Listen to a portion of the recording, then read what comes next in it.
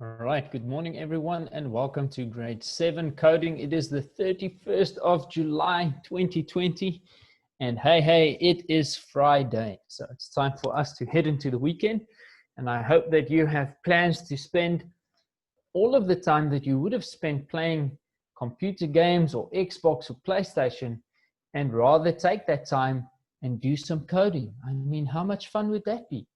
No, I'm only joking with you. I love playing games with my son, and a lot of the games that you play actually teaches you a lot about coding, okay? Not only does it teach you, or not only do you need to play games that's related to coding, but if you actually look at the games and think about, wow, what sort of code did they use here to do this or to do that? It helps your brain to just think about things in a different way. So I believe that you can actually use those things to help. Sorry, let me just organize this quickly. There we go. You can actually use those things to help you along.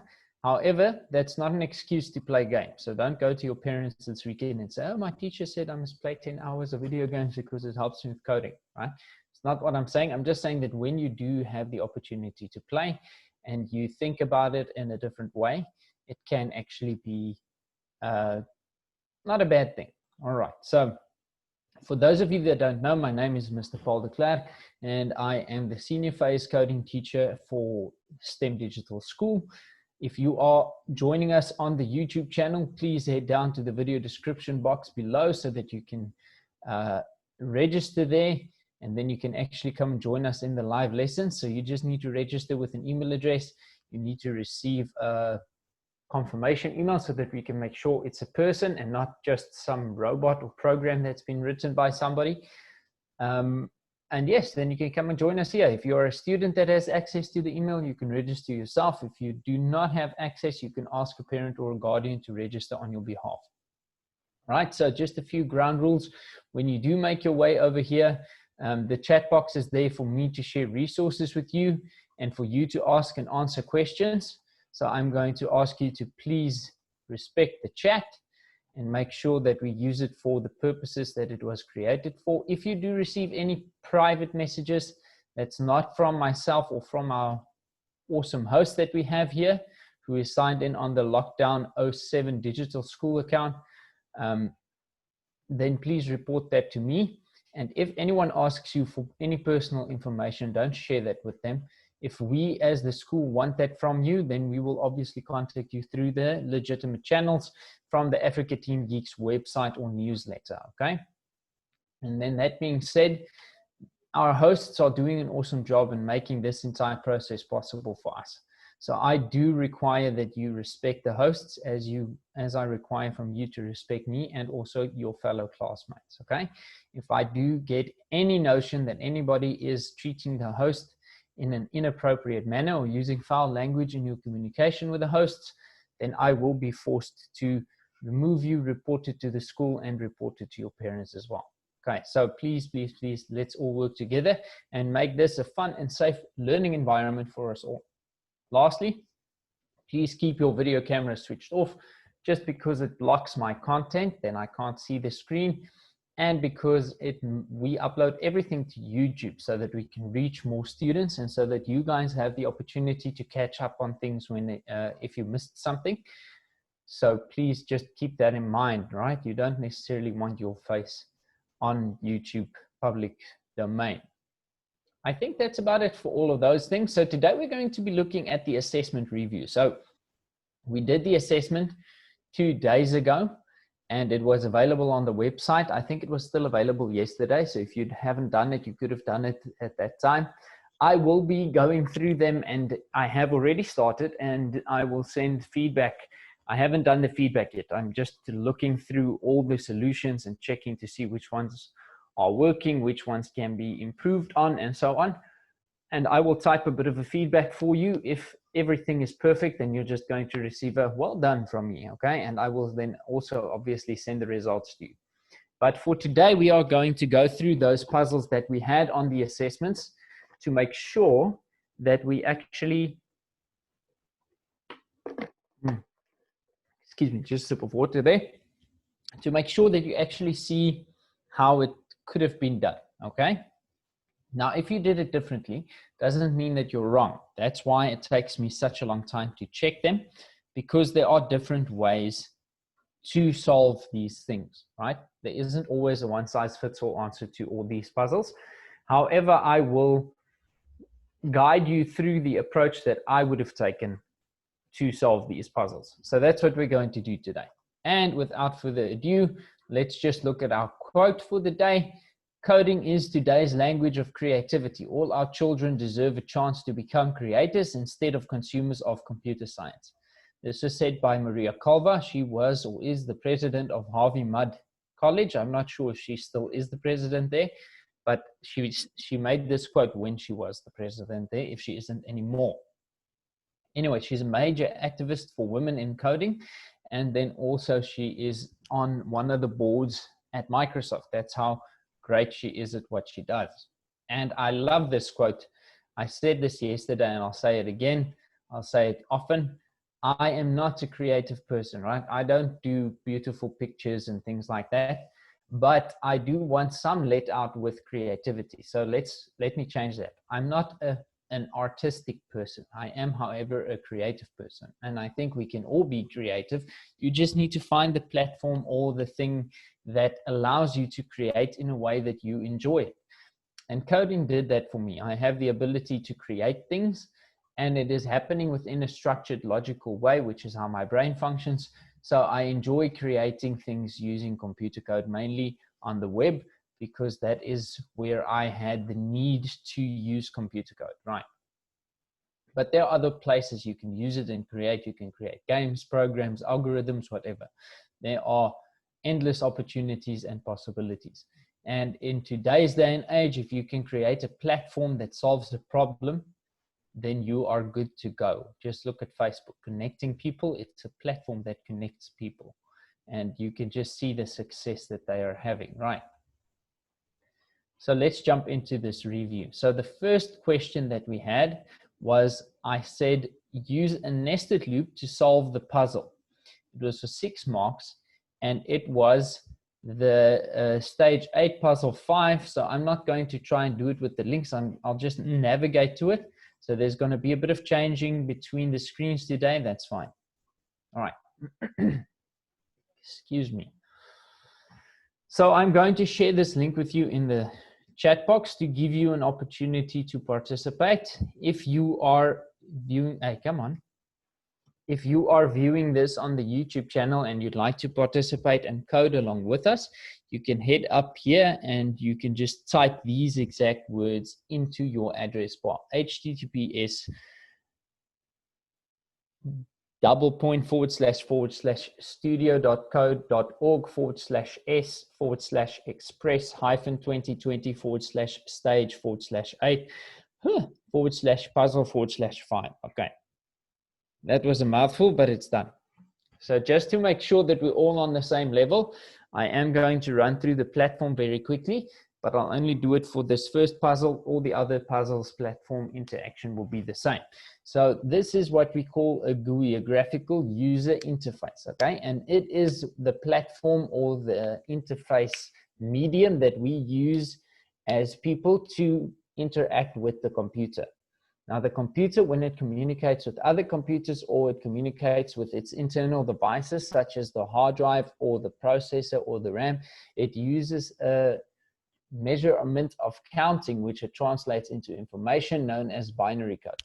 Okay? It's not a measurement of counting, it's a method of counting to assign value to certain things. And each value represents a certain command or a certain piece of information that the computer can process. Now, our brains are not equipped to read or understand binary code as quickly and as efficiently. We like to see letters that come from the alphabet. We like to see numbers, that is in the numerical system that we are using from 0 to 9. And we like to see colors and things like that. So this is what this is that interface. And it is a graphical one because of the fact that it has all the pictures and things like that to make our interaction with the system easier. So here at the top, we see the instructions. This is what we should do. And sometimes it tells us how to do it as well. But over here, it doesn't always thoroughly explain why. So that is why I'm here, to try and help you out with that. And then over here, you have hints. So you can click on this and it'll ask you, do you want a hint? And you can say yes. And it's going to give you some tip or advice or something that can help you to solve this puzzle. On the left-hand side, we have our play space or play area. This is an area that is 400 by 400 pixels big. Now, that's not necessarily important for this puzzle, but you'll see later why that becomes important. And then in this is what we should try to achieve, right? It's going to show us in there what we have to try and achieve. And then lastly, here we have our toolbox with all the blocks that we can use, and we'll explain each one as we use them. And then on the right-hand side, we have our workspace. And this tells us the restriction. We have 6 blocks. And this is the reason why this is for 6 marks. So now you can already start to think, how am I going to check these things when I do check them? So if there are 6 blocks allocated, and you do it within 6 blocks, and the 6 blocks are in the right sequence, that's going to be full marks for this puzzle. If you do this in 7 blocks, it's going to be -1, okay? Or if you do it in 6 blocks and you have a block that is out of sequence, that's also going to be -1. So if you fail the puzzle, but you have your sequence written with only 1 block out of place, that's -1 on your marking. All the blocks that are in the correct position and that is still within the 6 blocks will be 1 mark towards your assessment. Okay, so I hope that makes sense, and I'll try to explain it as we go on. So the first thing we have to do, and this is why it becomes relatively difficult to assess these things, is it's not only to see if you can draw these blocks over there and place them. It is to see if you can follow a few basic principles that we've spoken about before, like the problem-solving workflow, which is basically the fundamental idea that we work from as programmers, right? We as programmers are there to solve a problem and to fulfill a need. So an example would be the problem that Facebook solved. People didn't really have a way to completely connect with one another across borders. So the problem that they solved was that. Now that's a massive problem. So you can just imagine, you can't just tackle that problem all at once. You need to break it down into some smaller targets that you need to hit to achieve the end goal, right? So with this, our problem is not that big, but it is still a big one. We want to collect the nectar from each flower around this pathway that we have here. Now, each flower only has 1. So that's very important for us to understand as well, because if there was more than 1, we would have had to make another plan to collect that, okay?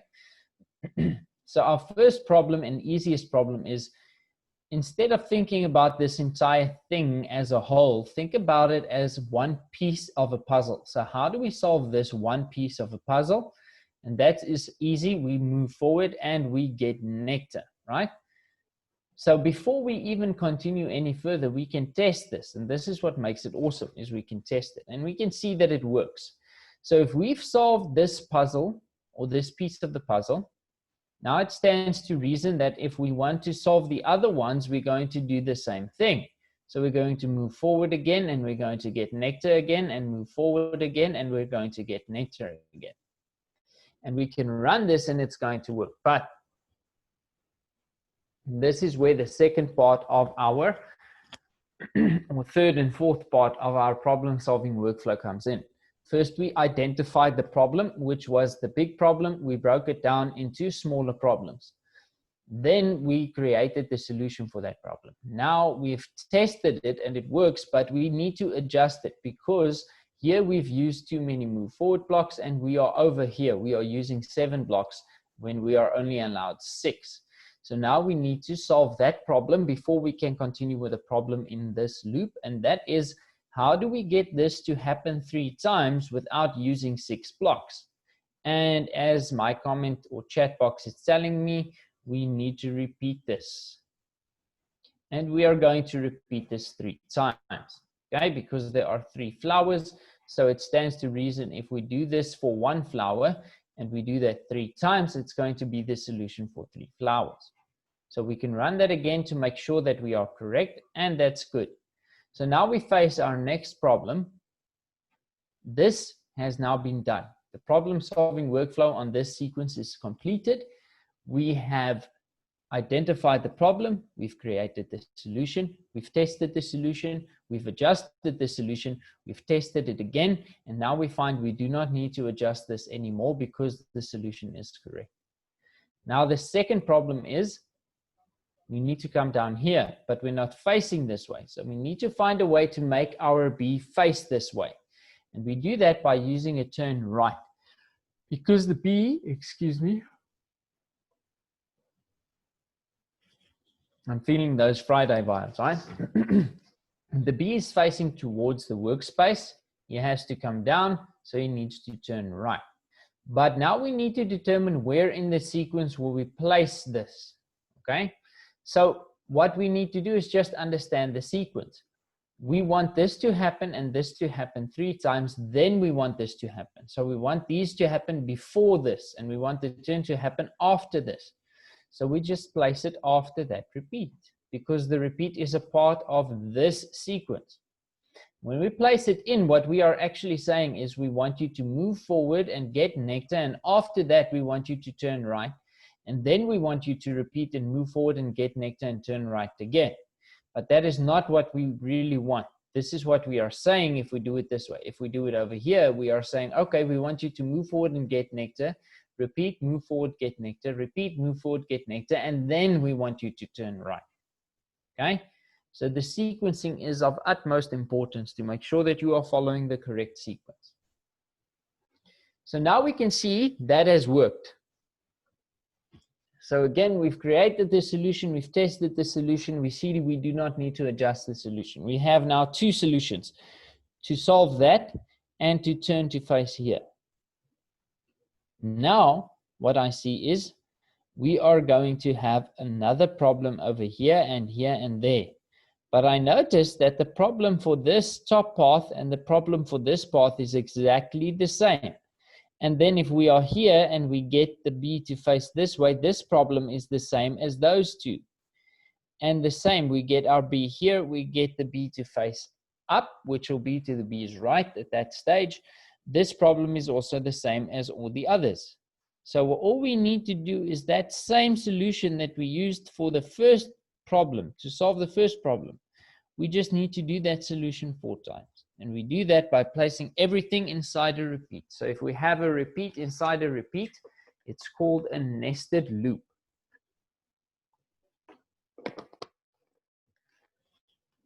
Right.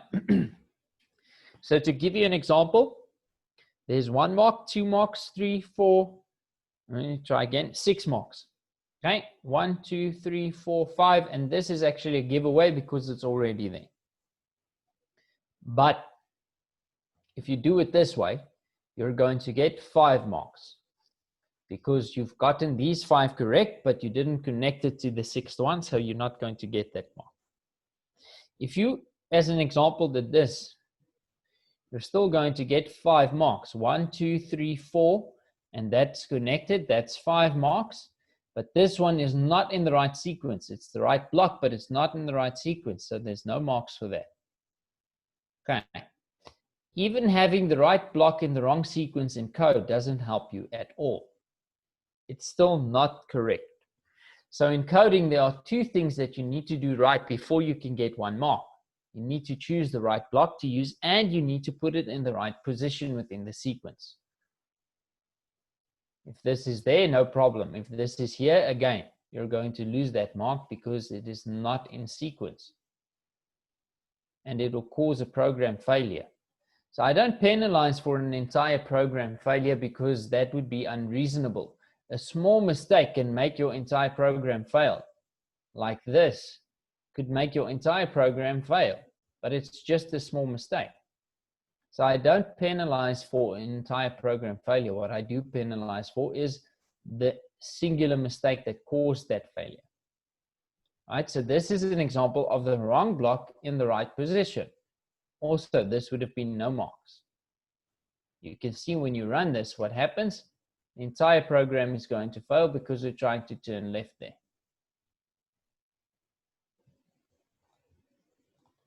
Okay, so does this one make sense? Can we jump to the next one?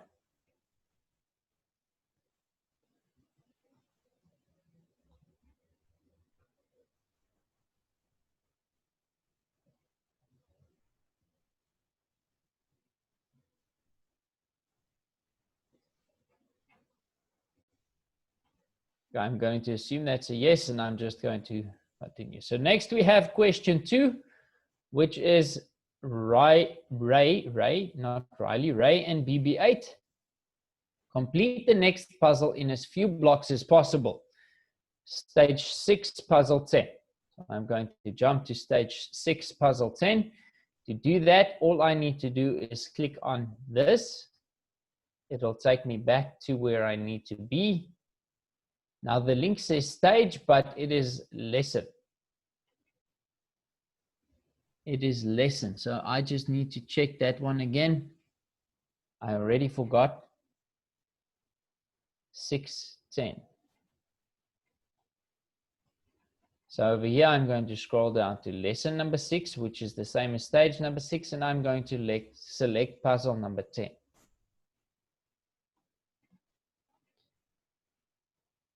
Okay.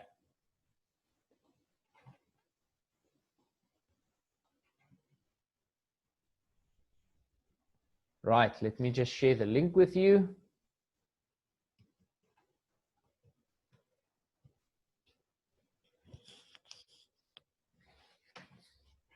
Awesome. So, keep it up, BB8. Challenge, combine ideas from the last few puzzles to complete this level. So they don't give you much here, but we can already know what we have to do. So different from the B, we don't have to collect anything on each one. We just need to move over it to collect it. So we start with our first problem first, which is how do we get BB8 to move from there to there? We're going to use a single move forward block. Once we're there, we see that BB8 needs to come this way, right? There where the mouse pointer is making that circle. So what we want to do is make BB8 turn left because BB8 is facing down. So left is going to bring BB8 to our right. Then we want to stand on top of that. So we need to move forward again. And once we're on that one, we want to turn right again so that we're facing down here. Okay, so my first problem was, how do I get BB8 to start moving the way I want him to?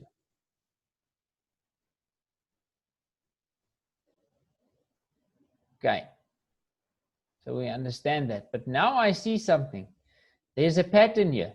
2, 1 open, 2, 1 open, 2, 1 open, 2, 1 open, 2. So there is definitely a pattern here. So it stands to reason that if this is the solution for the first pattern, it will also be the solution for the second and third and fourth and fifth time that this pattern repeats itself. So we can either do this again, which is not wrong, but it doesn't stick within our restrictions. So now we're doing 2 of them,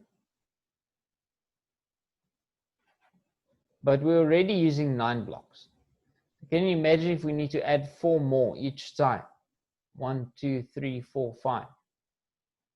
That's not going to help us. So what we can do is just repeat this 5 times. And that's exactly what the repeat does. It says repeat 5 times whatever we say you need to repeat. And what we want them to repeat is what we put in that do section.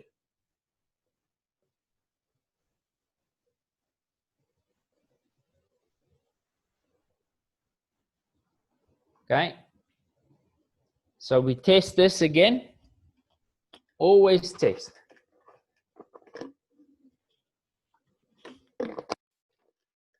Right. So now with this one, we are here. And now we want to collect those ones. So we need to turn around. Now you can choose if you want to turn left or right. And this is why I'm saying it takes me some time to check all these things. Some of you might have chosen left. Some of you might have chosen right.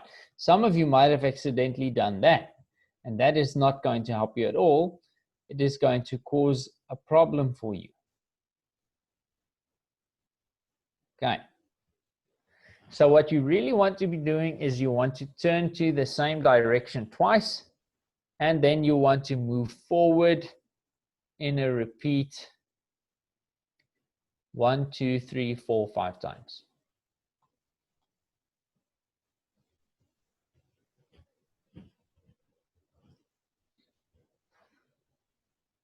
Okay. And there you have your 10 marks, no issues. But there is a way to do this shorter, and let's remember what the question said. Just go back there. It says, complete this puzzle in as few blocks as possible, right? You can see that there. Just highlight that so that it's clearly visible. I just need to move some of my things out of the way, my Zoom things. Complete the next puzzle in as few blocks as possible, right, for 10 marks. So if you did that in those 10, the way we did it now, that is as few as is possible for you and your skill level. You'll get your 10 marks. But if you can do it shorter, you'll still get 10 marks, as long as you still solve the puzzle. And that's the way that I do it shorter, by eliminating the amount of times that we have to turn in order to turn around and face that. We can just move backwards. So now you'll have 1, 2, 3, 4, 5, 6, 7. Along with that connection is 8. But you're getting 2 bonus points because you have solved the puzzle. So it'll still be 10 out of 10 for that. Because that is what the question asked. Do it in as few blocks as possible. Okay, are you happy with this? Can we move on?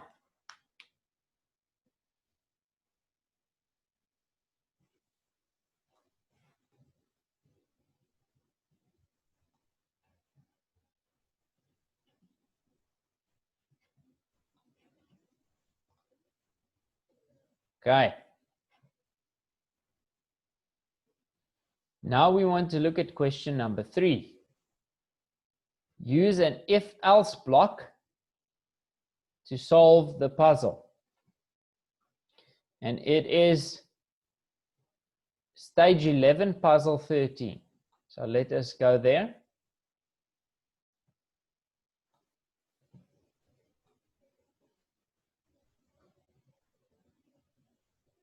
Just allow it to load. So stage 11, puzzle 13.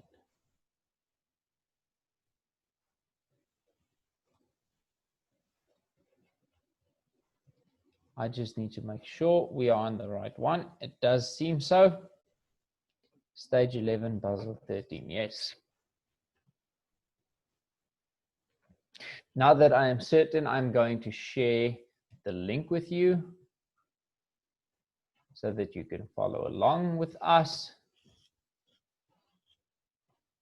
And remember, if you are a YouTube viewer, you can just type this into your address bar manually. Okay, conditionals can be helpful even when you know exactly what is in each spot. Collect all of the nectar and make all of the honey. So we know this puzzle by now, and we know that the problem that we are facing here is there is not any patterns that we can clearly follow the whole way through, right? So the pattern is honey, flower, flower, honey, honey. So to use a repeat that is counting by numbers will not work. So what we have to do is to use a conditional. And for that, we need to understand what the conditional block does. So let us look at that standalone first. It says, if you are at a flower, we want you to get nectar. And if you are not on a flower, we want you to make honey. So with this specific puzzle, it's good like this or like this. It will not matter. You just need to make sure that if this one says honeycomb, that one says honey and not the other way around.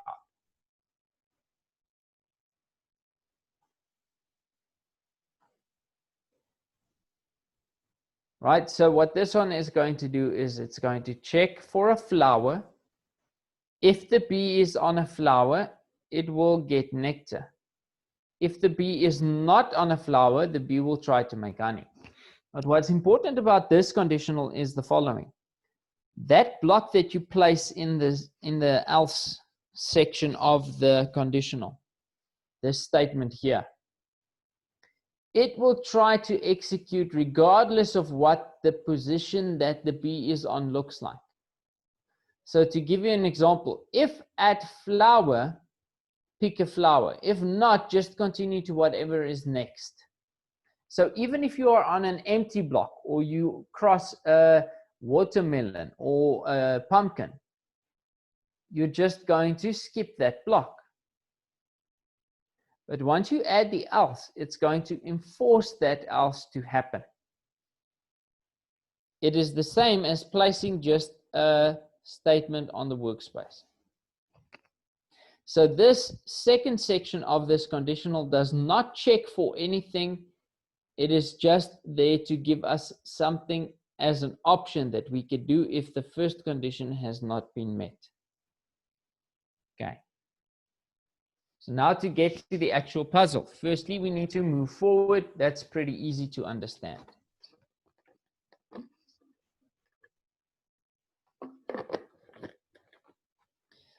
Then we want to not only make honey, because we can already see, if you haven't seen it yet, we are going to have to use a repeat here.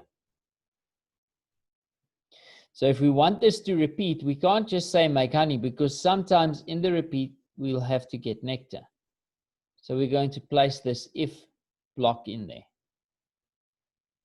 So if there is a flower, we will get nectar. Otherwise, we want to make honey. Okay. So we can test this sequence.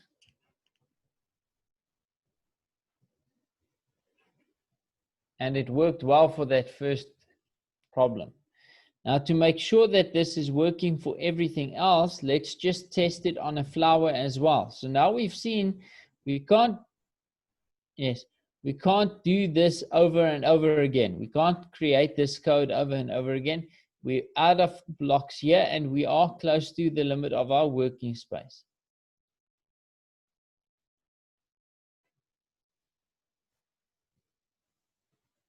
Okay, great. So it actually works on a flower. Now, instead of repeating it twice, we are going to repeat it 1, 2, 3, 4, 5, 6, 7 times. Yes.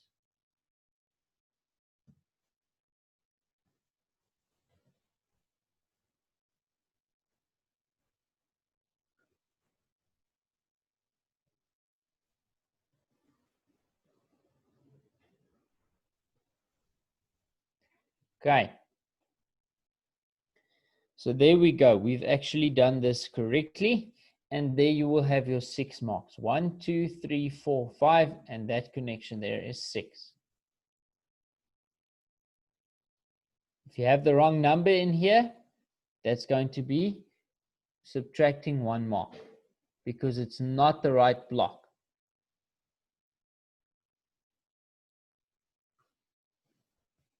Okay. Are you all happy with this one?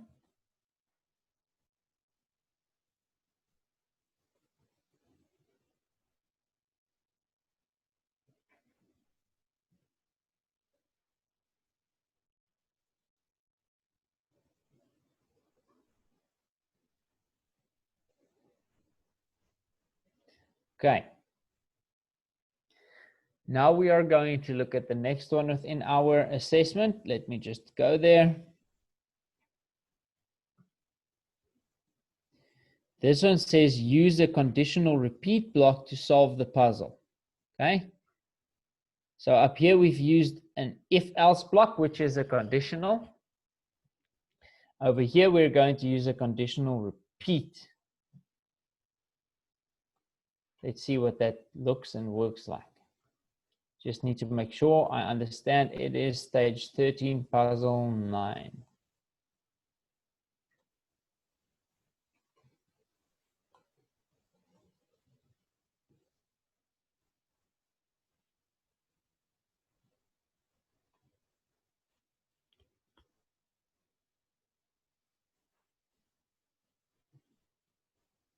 Just want to double check again. I forgot. Can you believe it?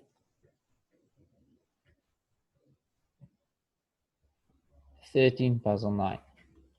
I was actually in the right place.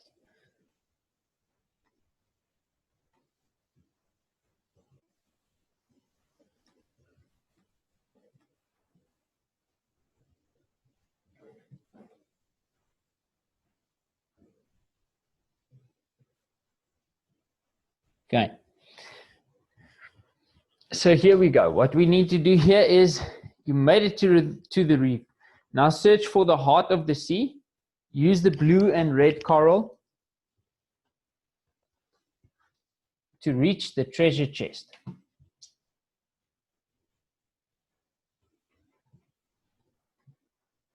Just share the link with you.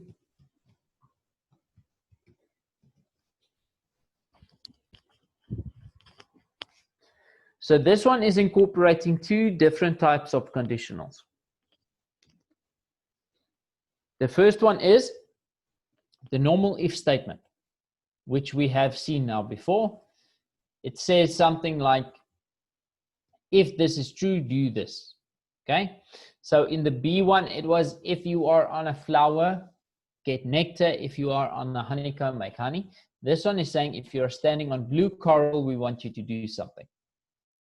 Okay, so that is that.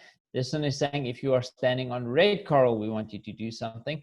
And this one is now a newer one than those. This one is saying, I want you to do this action until you have reached the goal for the puzzle. So in this puzzle, the goal is to collect that heart of the sea from the chest. So when you look at it, before you even start creating the code, you need to find out where is the chest, because in that is where the heart of the sea is at. Okay. So we'll look at this, but first we need to figure out the easiest problem. And the easiest problem says, how do we move from here to there? So we can place a move forward, but that's only going to allow us to move once. We can place many move forwards, but that's going to cause us to run out of space. We can't use these conditionals because these ones only act out once. They are not repeats. They are just conditionals. So in actual fact, in this puzzle, we have only one repeat, which is this one. So we are going to say we want you to move forward until you have reached that chest. But if we do it this way, we are just going to move forward indefinitely, or at least try to. So we need to find a way to help guide and navigate Steve to this chest. So the first thing I see that can be used as a trigger is the blue coral here. So I'm going to place the blue coral in there, and this is important. You want the turns and the moves to happen until you are here. If you place this outside, what's going to happen is you're going to move forward until you reach the goal, and then these things will try to move or make you turn.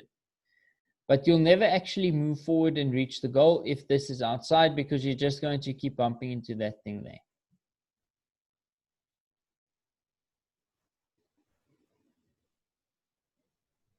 So what we want this to do is, if you are standing on the blue coral, which is there, we want you to turn right.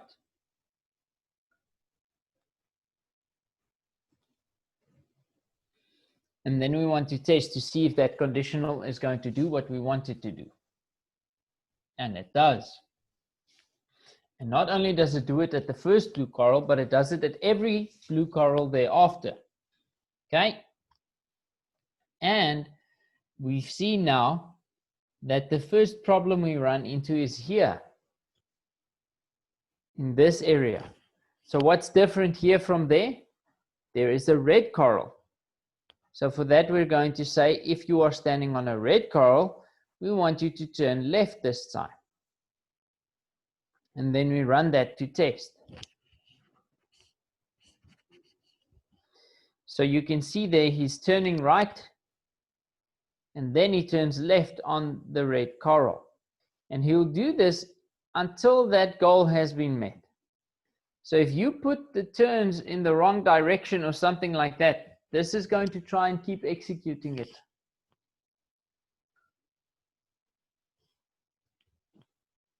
Right. But now we have achieved our goal. So this condition was false all the way around this map. The repeat until condition was false. Once it became true, the repeat stopped because this condition has now been met. So this one is also, it's false until you are standing on the blue coral. Then it's true, then it does this. But this is not a repeat. Only the pink ones are repeats. Okay.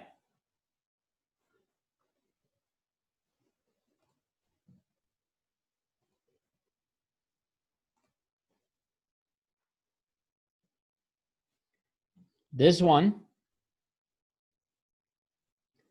use functions to solve this puzzle, is going to happen on Monday. I've explained the others now in great detail. So that one we will look at on Monday. Just make sure that you understand that one as well. But for now, from me, I want to say thank you for being here today. If you have any questions or you'd like to share any additional code with me, maybe you create something awesome over the weekend, you can send it to my email address and I will get back to your assessments during the course of the weekend, right? There's my email address there. Thank you for joining us today. Please invite your friends that you think might enjoy this as well. And then I will see you on Monday. Have a great weekend and stay safe. Bye-bye.